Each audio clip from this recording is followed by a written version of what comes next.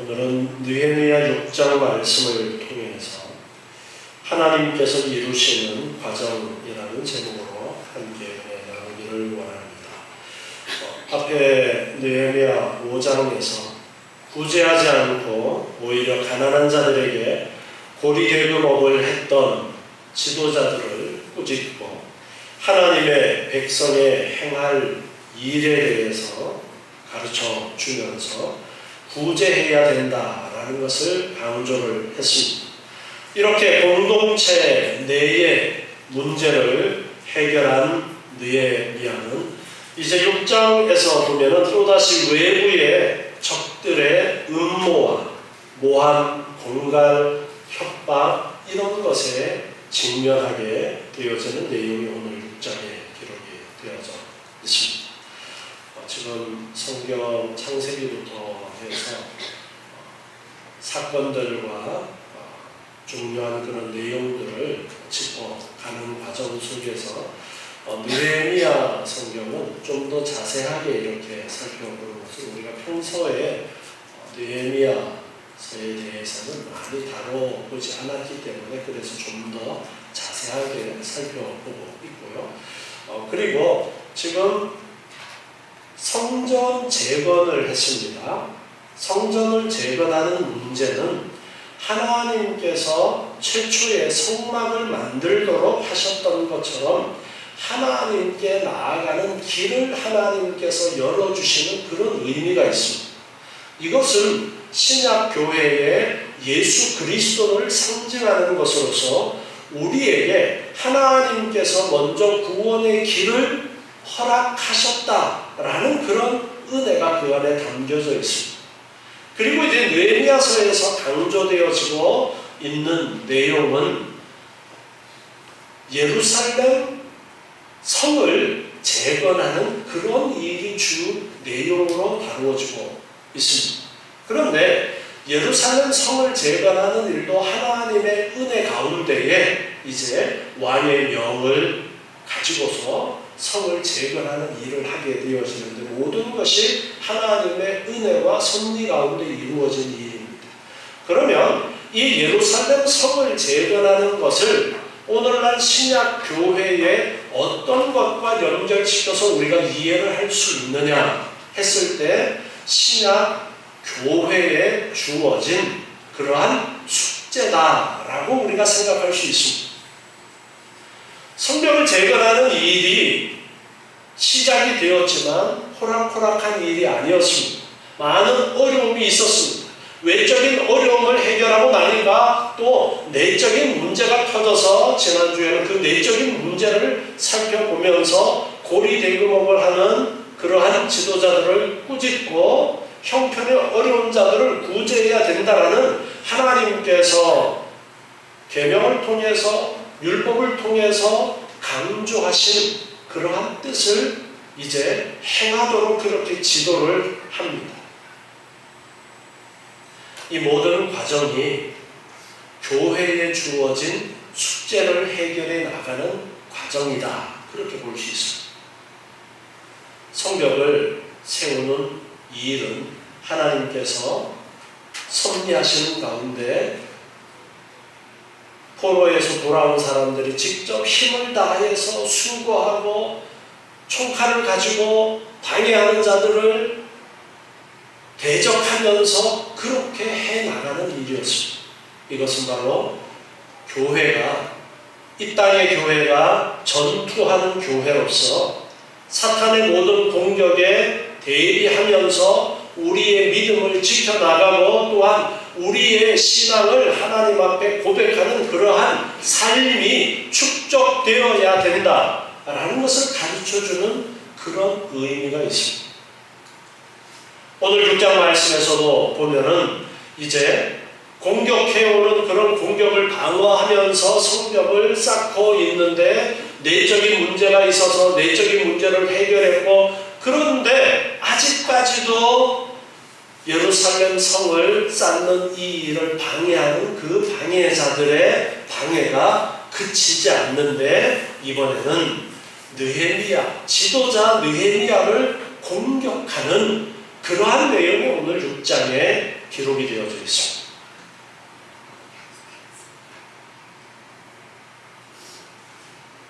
6장 1절에 보니까 산발랏과 도비야와 아라비아 사람 게셈과 그 나머지 우리의 대적, 그렇게 방해하는 자들을 쭉 열거합니다. 이 사람들의 이름은 대적자들로서 자주 등장했던 그런 인물들입니다.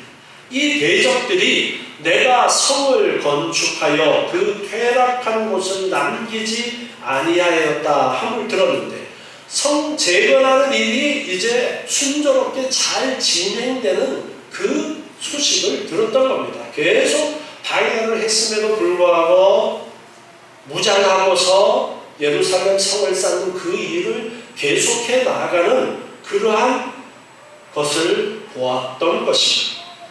그런데 내가 아직 성문에 문짝을 달지 못한 때라, 문짝은 보통 공사의 막바지에 이제 성을 다 쌓고 나서 성문을 다는데, 아직 성문은 달지 못한 그런 이제 성벽 재건 공사의 막바지쯤에 이르렀을 때에 있었던 일이다라고 오늘 6장의 내용을 설명을 하고 있습니다.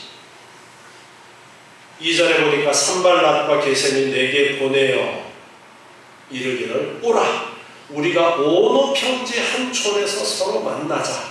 산발랏과 게셈이 느헤미야에게 이제 만나자라는 그런 기별을 했던 것입니다. 오노 평지의 한 촌에서 서로 만나자. 여기에 평지라고 그렇게 우리 개역 성경에 번역되어져 있는데, 산과 산 사이에 있는 그러한 곳이기 때문에 오히려 골짜기, 계곡이라고 그렇게 번역하는 것이 더 1차적으로 번역하는 것입니다. 그런데 그 골짜기도 때로는 좀 넓게 그렇게 공간이 되어지기도 해서, 산에 비하면 그 계곡은 비가 오면 물이 확 쓸어 내려가는 곳이다 보니까 좀 평평했기 때문에 평지라는 그런 번역을 하기도 했던 것인데요. 이 오노 평지라는 곳은 예루살렘 북서쪽으로 한 32.4km 정도 떨어진 그런 위치에 있는데, 이 당시에는 사마리아와 아스돗 사이의 중립지대였습니다. 완전한 이스라엘 땅이 아니었습니다. 바로 이 같은 점을 감안해서 본다면 이 산발랏 일당이 오노라는 지역으로 느헤미야를 면담하겠다라고 불러내려고 했던 것은 이스라엘 영토 밖으로 그를 꿰어내어서 살해하려는 그러한 음모가 있었기 때문에 이렇게 오노라는 곳으로 느헤미야를 불러내려고, 야 느헤미야야 우리 오노 평지에서 좀 만나자, 이렇게 소식을 전해왔던 것입니다. 느헤미야가 저들에게 사자를 보내서 말합니다. 3절에 보니까 내가 이제 큰 역사를 하니 내려가지 못하겠노라. 나는 지금 성벽 쌓는 이 큰 역사를 하고 있기 때문에 나는 내려가지 못하겠다. 어찌 그 큰 역사를 떠나서 정지하게 하고 너희에게로 내려가겠느냐. 산발랏 일당은 느헤미야를 불러내서 공사를 중단시키고 느헤미야를 죽이려는 그러한 계획을 가지고서 이제 느헤미야를 불러내려고 했는데, 느헤미야는 나는 지금 큰 역사를 하고 있어서 정지하고 중단하고 갈 수 없다라고 그렇게 말합니다. 그랬더니 4번이나 이같이 사람을 보내어서 만나자 그렇게 자꾸만 만나자라는 그러한 제안을 하게 되었다라는 것을 4절에서 언급을 합니다. 그리고 5절에서 보면 이제 5번째 산발랏이 그 종자의 손에 봉하지 않은 편지를 들려보냈다. 편지를 보냈는데 봉하지를 않고 편지를 보냈다. 그렇게 기록하고 있습니다. 고대의 공식 문서는 양피지 같은 곳에 기록을 하고 끈으로 묶고 이제 도장을 찍어서 봉에 썼습니다. 요즘 우리나라 같으면 종이에 풀대서 이렇게 붙이고 도장 찍고 그렇게 하겠지만 옛날에는 아직까지 종이가 없던 그런 시절이었기 때문에 끈을 묶고 밀랍 같은 걸로 이렇게 하고 그 위에 철로 녹여서 도장을 찍는다던가 하는 그런 방법 등을 사용하지 않았을까 추측을 해볼 수가 있는데요. 봉하지 않은 편지를 보냈어요. 봉하지 않은 편지를 보냈다라는 것은 뭔가 이상한 구석이 있는 것이죠. 이것은 내용의 변조를 막으려고 봉인을 하는데 봉하지 않았다라는 것은 그 안에 든 문서의 신빙성을 떨어뜨립니다. 이렇게 내용이 적혀 있더라 하면 나중에 내가 그렇게 안 했는데 가지고 가는 사람이 그렇게 바꾼 것인가 보다 그렇게 발뺌을 할 수도 있고요. 여러 가지 의미가 봉하지 않은 편지가 담고 있는 것입니다. 그리고 또 실령 그 안에 내용이 진짜 내용이라고 해도 그 내용이 봉하지 않았기 때문에 배달하는 사람이 뜯어서 볼 수가 있습니다. 배달하는 사람이 보고 소문을 내라고 봉하지 않고 보냈을 수도 있는 것입니다. 거짓 소문을 퍼뜨려서 느헤미야, 지도자인 느헤미야를 흠집내고 그러면 느헤미야가 그 문제 때문에 이야기하려고 또 자기에게 나오면 죽이려는 그런 여러 가지 꼼수가 그 안에 담겨 있는 그런 상황이었던 거예요. 그런데 그 편지에 봉하지 않은 편지의 내용이 6절부터 있는데요. 이 글에 이르기를 이방 중에도 소문이 있고 가스무도 말하기를 내가 유다 사람들로 더불어 모환하려 하여 성을 건축한다 하나니 내가 그 말과 같이 왕이 되려 하는도다. 자, 이 봉하지 않은 편지 속에 실로 엄청난 이야기를 지금 하고 있습니다. 유다 사람들로 더불어서 너 반역을 꾀하려고 하는 것 아니냐? 그 성을 건축하는 것이 왕에게 반역을 하려고 하는 것이 아니냐? 그렇게 적어 놓은 거예요. 내가 듣자 하니까 너 그 성을 짓고 나서 너가 왕이 되고자 한다 그러던데 하면서 그런 내용을 그 봉하지 않은 편지에다가 적어 놓았습니다. 그러면 이 소문이 퍼져서 야 글쎄 느헤미야가 왕이 되려고 하는데 그 소문이 왕에게까지 들어가도록 하려는 그러한 계획가 그 안에 담겨 있다라고 볼 수 있습니다. 야 이거 큰일 났네. 이 말도 안 되는 소리를 지금 산발랏이 이거 지금 빨리 수습을 해야 되겠네 하고 느헤미야가 산발랏을 만나도록 하려는 그런 계획가 또 이 안에 담겨 있다. 그렇게도 볼 수가 있습니다. 계속해서 보니까 또 내가 선지자를 세워서 예루살렘에서 너를 들어 선전하기를 선지자를 세워서 예루살렘에서 선전을 한다. 그렇게 또 편지에 썼어요. 유다에 왕이 있다 하려 하였으니 이 말이 왕에게 들릴지라 그런즉 너는 이제 오라 함께 의논하자. 자, 속내가 드러나고 있죠. 느헤미야를 불러내기 위해서 야, 너 예루살렘에서 선지자들을 세워가지고 또 선전하고 있다면서 그렇게 이야기를 합니다. 지금 이 산발랏이 편지에 언급하고 있는 선지자가 예루살렘에서 왕이 있을 것이다라는 이 이제 이야기를 하는 것은 100년 전에 있었던 선지자들 학개나 스가랴 선지자가 메시아가 오실 것에 대해서 예언했던 내용 중에 이제 왕이 오실 것에 대한 예언, 예수님께서 왕으로 오실 것에 대한 예언을 했던 그러한 것이 있었습니다. 지금이 아니라.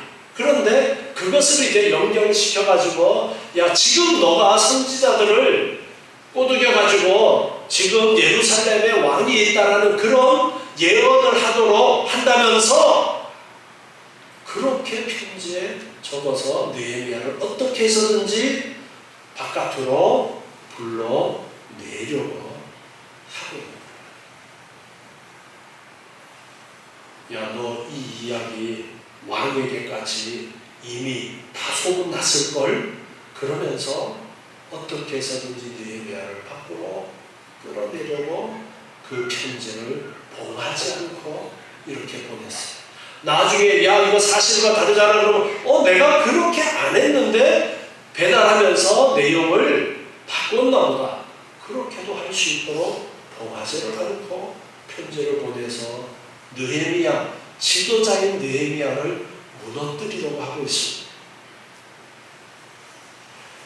당시에 이제 페르시아 제국이 아주 엄청나게 넓은 지역이었는데 페르시아 제국 안에는 이렇게 여러 나라를 정복하고 했던 그런 상황이었기 때문에 모반하는, 반역하는 일들이 여기저기서 심심찮게 일어나고 있었습니다.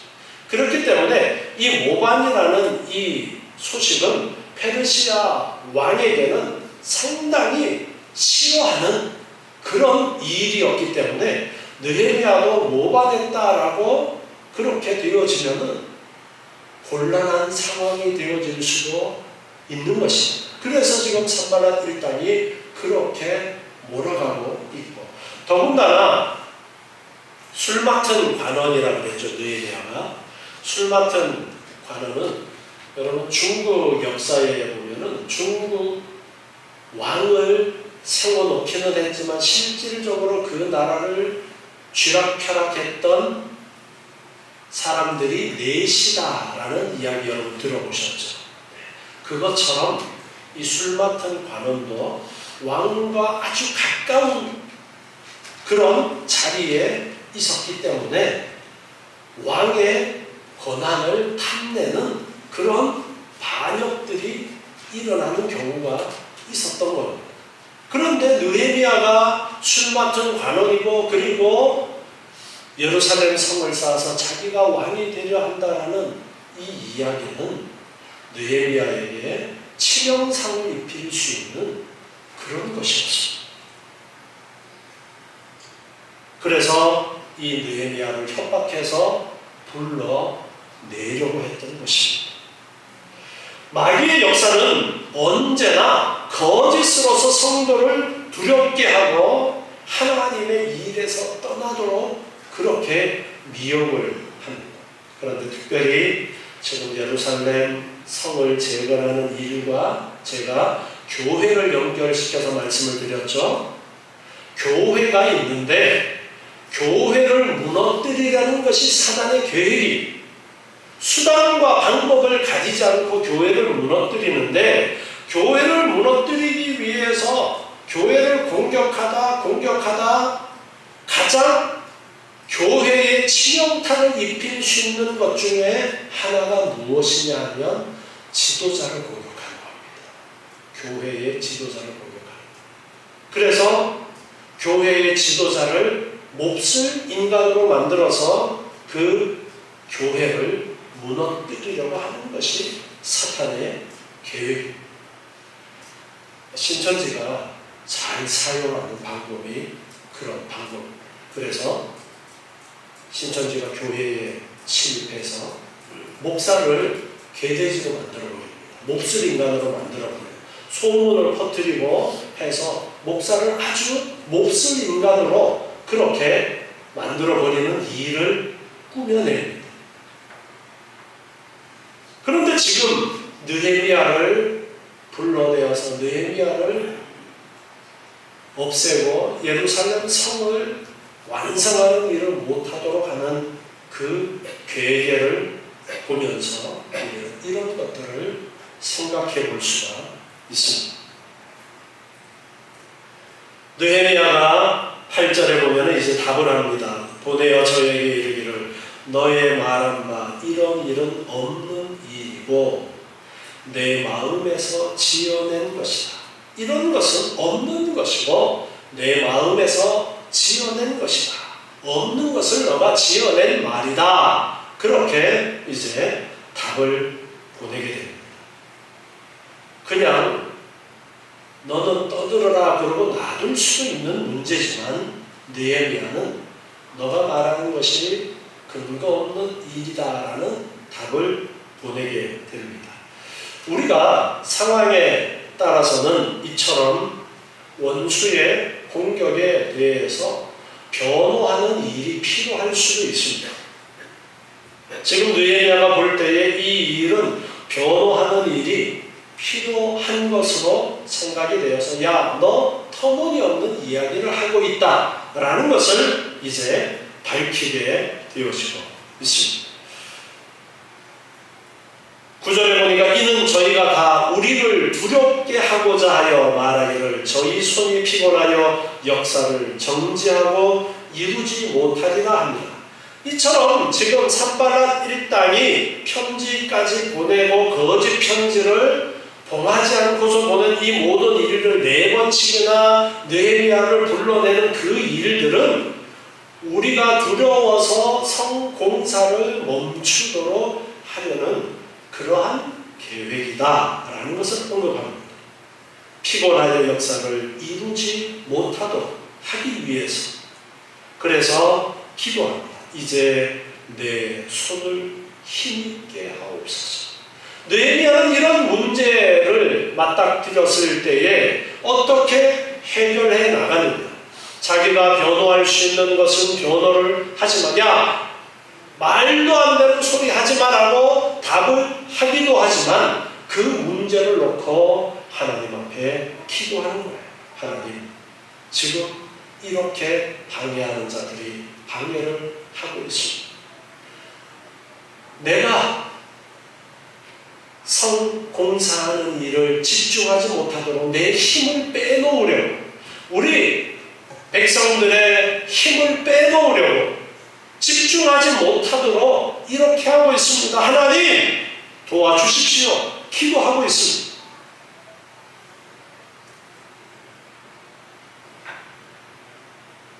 (10절부터) 말씀에서 보면은 산발랏 일당이 그것도 안 먹히니까 또 다른 음모를 꾸미게 되어지는데요. 10절에 보니까 이후에 무헤다벨의 손자 들라야의 아들 스마야가 두문불출하기로 내가 그 집에 가니 저가 이르기를 저희가 너를 죽이러 올 터이니 우리가 하나님의 전으로 가서 외소 안에 있고 그 문을 닫자. 저희가 피난 밤에 와서 너를 죽이리라 하기로. 스마야라는 인물이 등장하는데 이 스마야는 거짓 선지자입니다. 도비야와 산발랏에게 뇌물을 받고 느헤미야를 유인하는 그런 역할을 지금 하고 있는데요. 그가 두문불출하고 있었습니다.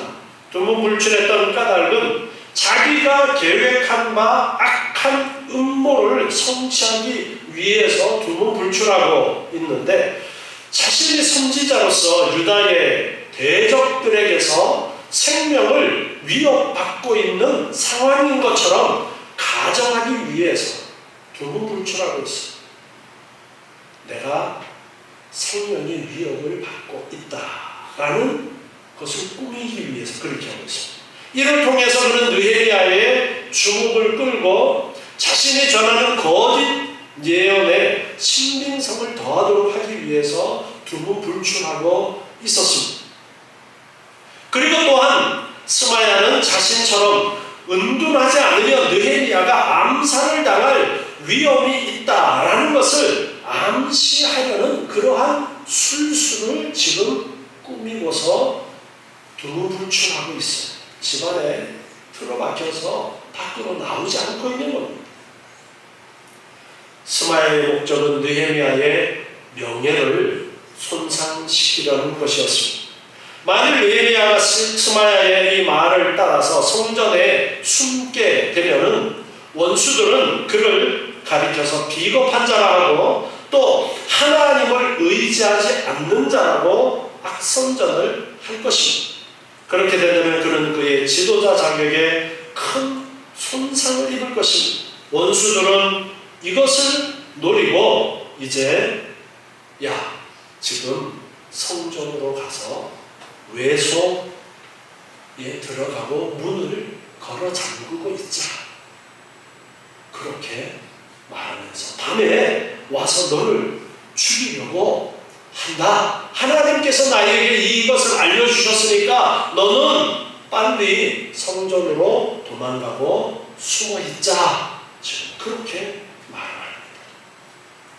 느헤미야가 여기에 대해서 답을 합니다. 11절에 나 같은 자가 어찌 도망하며 나 같은 몸이면 누가 외소에 들어가서 생명을 보존하겠느냐. 나는 들어가지 않겠노라. 느헤미야는 이 거짓 선지자의 유혹도 물리치게 되어집니다. 자, 느헤미야가 이 거짓 선지자 스마야의 음모를 거절한 이유는 첫 번째로 나 같은 자가 어찌 도망하겠는가 그렇게 말합니다. 이것은 느헤미야가 성전으로 피신을 거절한 첫째 이유인데 그는 페르시아 왕실로부터 임명된 총독의 신부로서 생명에 위협이 있다고 해도 몸을 숨기는 것은 타당치 않다라는 이유를 말합니다. 특별히 느헤미야는 지금 네후외환의 시련을 앞장서서 극복해야 될 지도자의 위치에 있었기 때문에 비록 죽음이 눈앞에 닥쳐왔다 하더라도 백성들에게 모범이 되어야 되기 때문에 백성들을 이끌어야 되기 때문에 나는 도망하지 않겠다. 도망할 수 없다. 나는 지금 도망할 수 있는 자리에 있지 않고 백성들을 이끌어야 되는 자리에 있기 때문에 나는 도망하지 않겠다라고 말합니다. 그리고 나 같은 몸이면 누가 외소에 들어가서 생명을 보존하겠느냐. 바로 성전으로 도망해서 숨어 있어라 라고 거짓으로 예언했던 스마야의 그 제안을 거절하는데 성전으로 피신을 거절하는 것은 사실 모세의 율법은 생명의 위협을 받는 자는 이제 성전으로 가서 제단의 뿔을 잡고 있으면 제단의 뿔을 잡고 있는 동안은 죽일 수가 없도록 그렇게 규례에 말씀하신 부분이 있었습니다. 그러나 외국인이 들어와서 공격을 하거나 그런 상황에서는 성전으로 도망해봤자 소용이 없죠.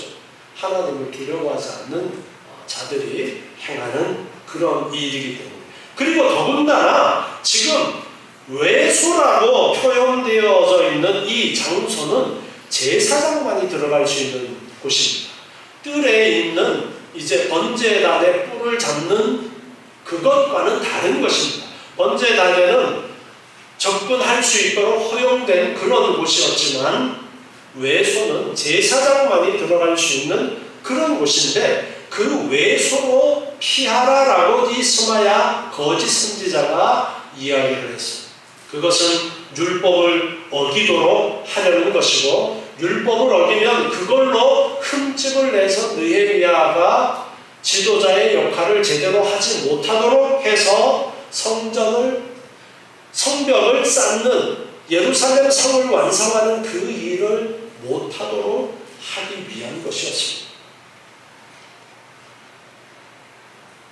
12절에 이제 그가 뇌물을 받은 것을 언급을 합니다. 깨달은즉 저는 하나님의 보내신 바가 아니라 도비야와 산발라에게 뇌물을 받고 내게 이런 예언을 한 것이다. 거짓 선지자까지 세워서 느헤미야를 흠집내고 성벽 쌓는 그 일을 못하도록 하려고 합니다. 교회를 방해하는 사탄의 역사는 오늘날에도 계속되어지고 있는데, 자, 거짓 선지자라고 하면 오늘날 어떤 자들을 거짓 선지자로 우리가 말할 수 있을까? 겉으로 보기에는 선지자예요. 겉으로 보기에는 선지자로 활동하고 있는데 그가 뇌물을 받고 거짓으로 꾸며서 이야기를 합니다.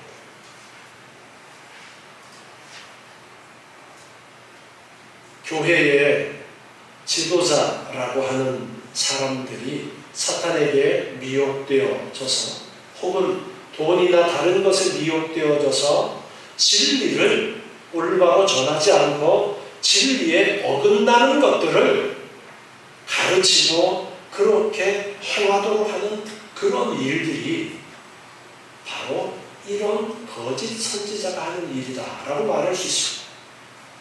더 두드러진 존재들은 바로 이단들입니다. 이단들은 겉으로는 교회인 것처럼 하나님의 말씀을 따르는 것처럼 하고 있지만 실상은 교회를 허무는 그런 존재들입니다. 그러나 겉으로는 교회인 것처럼 정말 하나님의 말씀을 잘 따르는 것처럼 그렇게 미혹을 하고 있습니다. 13절에 뇌물을 준 까닭을 또한 기록하고 있습니다. 나를 두렵게 하고 이렇게 함으로 범죄하게 하고 악한 말을 지어서 나를 비방하려고 그렇게 거짓 예언을 하도록 했다라는 것을 말합니다. 하나님 앞에 이 문제를 놓고서 또한 느헤미야는 기도합니다. 내 하나님이여, 도비야와 산발랏과 여선지 노야단과 그 남은 선지자들 무릇 나를 두렵게 하고자 한 자의 소위를 기억하옵소서. 이 스마야 외에도 여러 선지자들이 이렇게 느헤미야를 미혹하는 그런 예언을 했다라는 것을 볼 수가 있습니다. 그런 문제를 하나님 앞에 꺼내놓고 기도합니다. 하나님, 이 문제들이 있습니다. 하나님, 이 문제들을 기억하시고 하나님 이 문제들을 해결해 주십시오. 잘 헤쳐나갈 수 있도록 도와주십시오.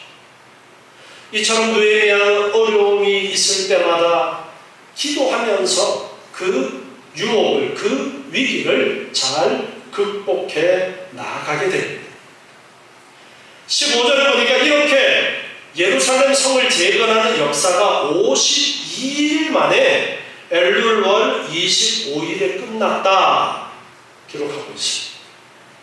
52일 만에 끝났어요. 정말 엄청난 속도로 성 재건하는 일이 이루어졌다는 것을 알 수 있습니다. 그래서 우리 모든 대적과 사면의 이방 사람들이 이를 듣고 다 두려워하여 스스로 낙담하였다. 이는 이 역사를 우리 하나님이 이루신 줄을 알미니라.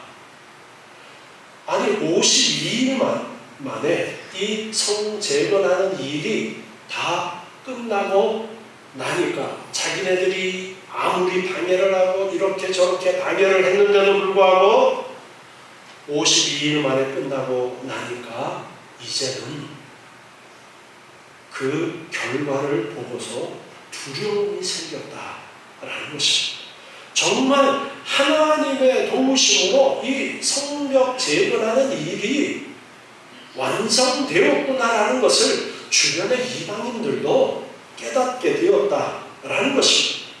수많은 장애가 있었는데도 기적처럼 52일 만에 성벽이 완성되어지는 것을 보고서 이들은 하나님이 이루신 줄 알고 두렵고 낙담하게 되었다. 그렇게 말씀하고 있습니다. 느헤미야 4장 4절에 보면요, 우리 하나님이여 들으시옵소서. 우리가 업신여김을 당하나이다. 원컨대 저희의 욕하는 것으로 자기의 머리에 돌리사 노략거리가 되어 이방에 사로잡히게 하시고, 이렇게 하나님 앞에 당시 이방이 주변에서 방해하고 택한 백성들을 괴롭히는 그 문제를 가지고 기도했던 그 기도의 내용입니다. 원컨대 저희의 욕하는 것으로 자기의 머리에 돌아가게 해주십시오. 이 기도처럼 이제 방해자들의 방해는 소용이 없게 되어졌고 오히려 하나님의 역사하심으로 성벽을 재건하는 일은 52일 만에 끝나게 되어지면서 그들은 낙담하고 두려움에 휩싸이게 되었습니다. 살아계신 하나님께서 함께 하셔서 이 놀라운 역사가 이루어지게 되었습니다. 자, 그런데 하나님께서 이 성벽을 재건하는 그 일에 분명히 함께 하셨음에도 불구하고 어려운 일들이 있었어요? 없었어요? 어려운 일들이 계속 반복되고 있었다는 거예요. 분명히 하나님의 택한 백성이고 약속의 자녀들이고 하나님께서 이루심에도 불구하고 그 이루어져 가는 과정은 어려움이 있었다. 그것도 한두 번이 아니라 계속되어지는 어려움을 극복하고 어려움을 극복하는 그런 과정이었다라는 거예요. 오늘날 우리 신약교회도 전투하는 교회로 표현할 수 있다라고 했습니다. 영적으로 사탄과 전투를 벌이면서 우리는 성벽을 쌓아서 성을 완성해야 됩니다.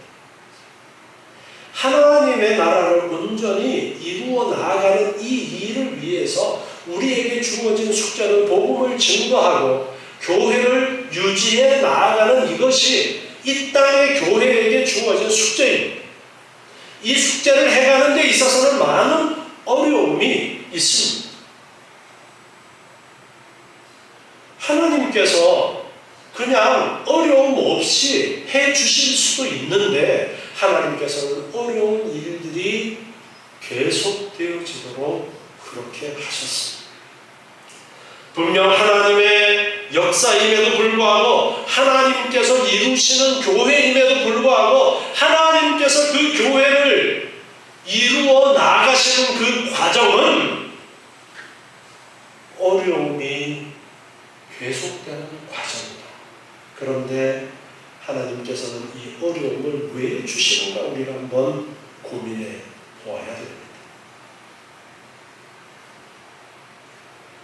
하나님께서는 우리에게 장애물을 남겨 두셔서 그 장애물을 통해서 우리를 성장시키십니다. 애굽의 군대가 쫓아왔어요. 아니 애굽의 군대 안 쫓아오게 할 수도 있었는데 애굽의 군대가 쫓아와서 홍해 앞에는 홍해 바다가 있고 뒤에는 애굽의 군대가 쫓아오는 그 상황, 하나님이 그 상황을 안 만드실 수도 있는데 하나님께서는 그 상황이 있도록 그렇게 하셨어요. 그런데 그 애굽의 군대가 쫓아오는 일 다음에 홍해를 가르시고 마른 땅으로 이스라엘 백성들이 건너고 애굽의 군대가 그 바다에 수장되어지는 그 역사를 보여주시면서 하나님이 어떤 분이신가를 가르쳐 주십니다. 백성들은 조금 가다가 또 목마르다고 난립니다. 먹을 물이 없어서 목마르다고 난립니다. 하나님, 목이 말라요. 물 좀 주세요. 그게 아니라 하나님을 향해서 원망하고 모세를 향해서 원망합니다. 하나님은 그런 상황 속에서 또 반석을 통해서 물을 주시고 쓴 물을 달게 해서 물을 마시도록 해주시고 그렇게 하나님의 역사를 보여주십니다.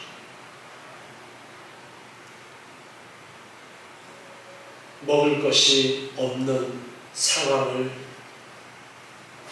극복하도록 만나를 내려서 먹여주십니다. 자, 이렇게 하나님께서는 어려운 상황들이 계속 되어지는 것을 통해서 우리를 훈련시키시고 우리를 교육시키시고 하나님을 알게 하시고 하나님을 보게 하시고 더욱더 하나님을 붙들도록 그렇게 역사하십니다. 우리가 신앙생활을 해나가는 이 과정은 끝없는 싸움입니다. 사탄은 끊임없이 우리를 넘어뜨리려고 합니다. 교회를 넘어뜨리려고 합니다.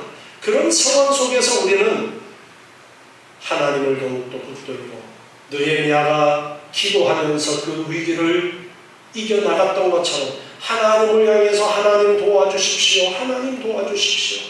하나님을 향해서 불평하고 원망하는 것이 아니라 하나님 도와주십시오. 하나님 도와주십시오. 기도하면서 약속의 말씀을 붙들고 나아가는 것입니다.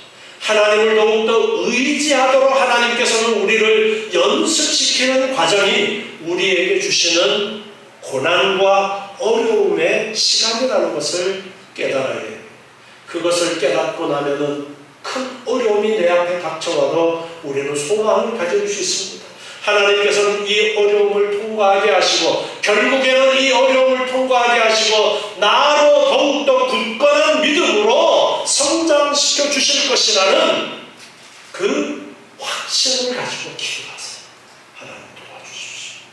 그러면서 꿋꿋이 하나님의 말씀을 따라서 느헤미야도 성전으로 피하라는 그러한 유혹이 있었지만 그것은 하나님의 율법을 어기는 것이고 자기에게 주어진 위치에서 내 생명 살겠다고 도망하는 것이 마땅한 것이 아니라고 생각하고 자기의 자리를 지키고 계속해서 성벽 재건을 위해서 힘썼던 것처럼 우리도 기도하면서 하나님을 의지하고 하나님께 맡기면서 하나님을 더욱더 배워가고 하나님을 의지함으로써 우리의 삶이 승리의 삶이 되어진다는 것을 깨닫는 그런 믿음으로 성장하시기 바랍니다. 하나님께서는 반드시 우리에게 승리를 약속하셨습니다. 하나님을 바라보는 가운데 어떤 어려움 속에서도 소망을 잃지 않고 주의 말씀만 붙들고 나아가시는 여러분 되시기 바랍니다. 기도하겠습니다. 하나님 감사합니다. 오늘 주시는 귀한 말씀을 기억하고 어떤 어려움이 있어도 하나님께서는 이런 어려움을 통해서 우리를 더욱더 성장시키시는 은혜가 있다는 것을 알고 하나님을 의지하고 기도하게 하시고 하나님의 말씀을 따라 순종하는 우리의 삶이 되도록 주님 도와주시옵소서. 아버지 하나님, 저희의 연약한 믿음을 도우시고 날마다 하나님의 약속의 말씀을 붙들고 소망 가운데 감사하며 기뻐하는 삶을 살아가는 저희들에게 도와주시옵소서. 예수님의 이름으로 기도합니다.